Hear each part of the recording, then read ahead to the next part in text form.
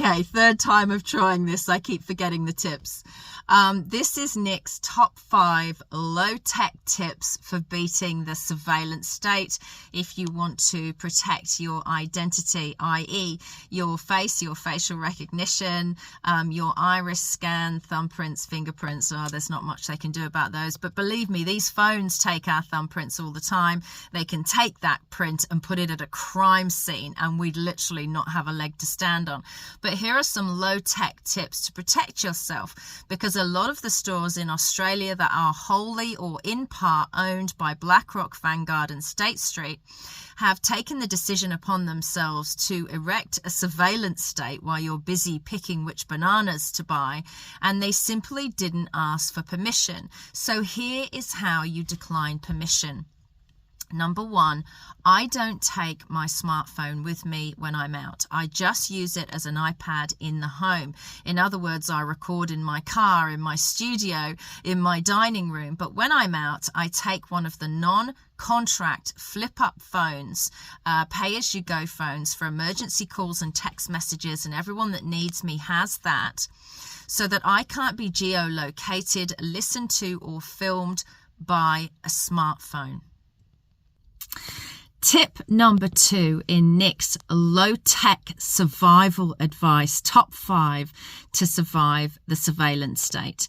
When I enter a store that is wholly or in part owned by BlackRock, Vanguard or State Street, I look like this. I don't care if it's raining, snowing, gales and black clouds outside.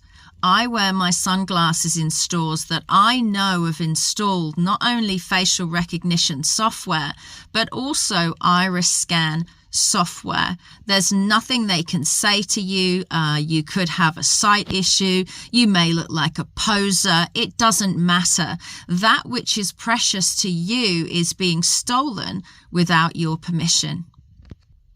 So when you're inside these wholly or in part owned by BlackRock and Vanguard or State Street stores, this is how I deal with the facial recognition part of the surveillance state that they've built in store.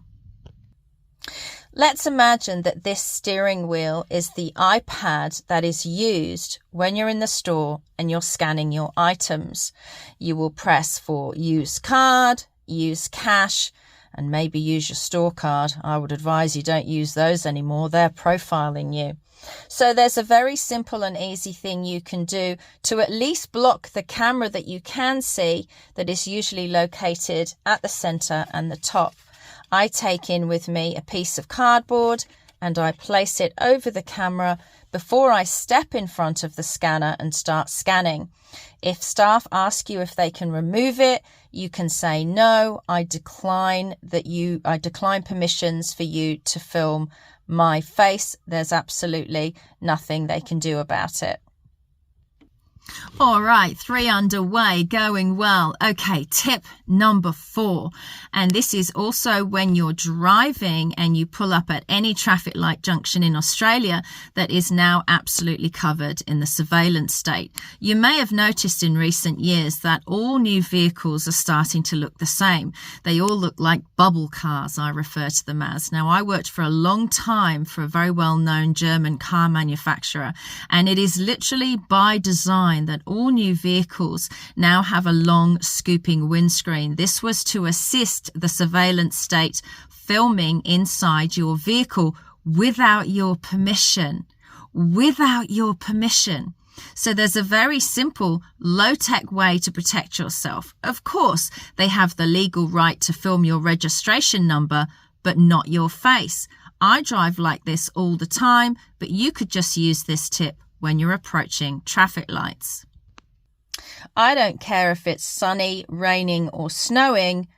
I drive around, especially when approaching surveillance at traffic lights, with my sun visor down.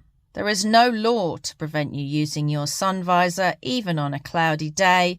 They are designed that you can still see to drive, and they protect your facial identity from the surveillance state. And tip number 5, which is really 2 tips in one, it's a bonus tip, is to go to the office supply store and get one of those $2 rolls of colored dots, sticky dots, that we used to put on files when it was humans doing the filing and not AI. When you're not using the camera in your phone, as I'm doing now, I suggest you do as I do and cover that camera that you can see with a little sticky dot. I realize they may be able to access cameras in other parts of the phone, but I like to cover the camera that I can see. And the second part of tip number 5 is that in Victoria, Dan Andrews advised people to get those brackets for their smartphone.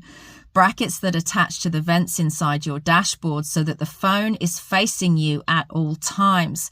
This means that they can not only geolocate you via your smartphone, but they can also use facial recognition just to double check it's you that is with that phone. I found that whole scenario bizarre because you're not supposed to use your phone at all when driving. So any smartphones in my vehicles are either in bags or in the glove compartment. If you use those brackets, you're never alone. Please share Nick's top 5 low-tech tips for surviving the surveillance state.